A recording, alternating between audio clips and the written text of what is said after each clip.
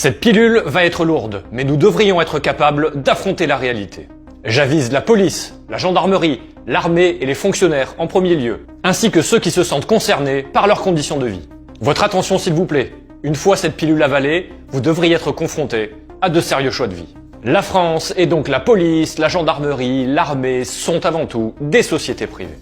J'en ai déjà parlé dans ma pilule numéro 10, mais on est encore vraiment très loin du compte.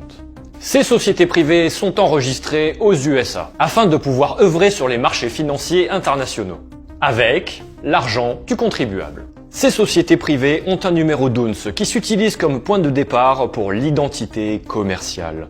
C'est valable pour le ministère de l'Intérieur et des Outre-mer, le ministère des Armées et les directions générales de la police nationale, de la gendarmerie nationale, des finances publiques, la direction générale du Trésor.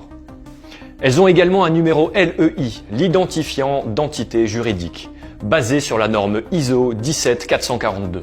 Ce numéro est lié à des informations de référence clés permettant d'identifier de façon claire et unique des entités juridiques participant à des transactions financières. Elles ont également un numéro CIK pour Central Index Key, qui est un identifiant unique attribué à une société par la Securities and Exchange Commission des États-Unis.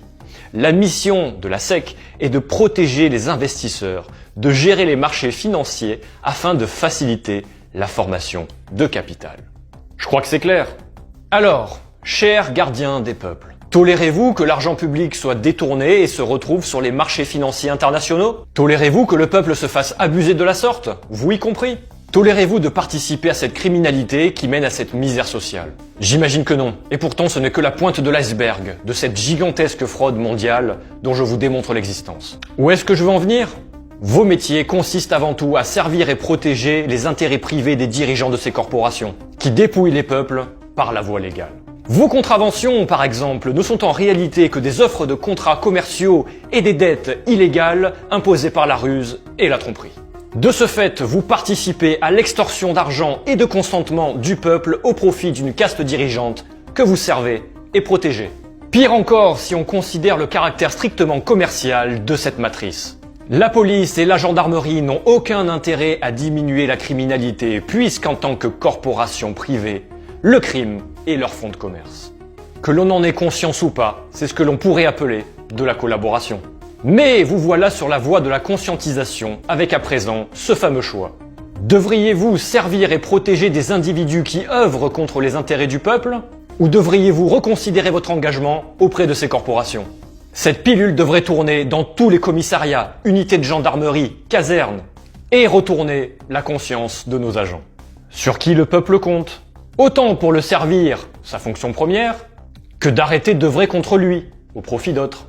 Coluche disait d'ailleurs, les gardiens de la paix, au lieu de la garder, il ferait mieux de nous la foutre. Je dirais plutôt qu'au lieu de la garder, il ferait mieux de nous la rendre. Sans jugement, ce message est transmis avec la plus grande bienveillance, dans l'optique que tout le monde saisisse bien dans quelle société il évolue et à quoi il participe.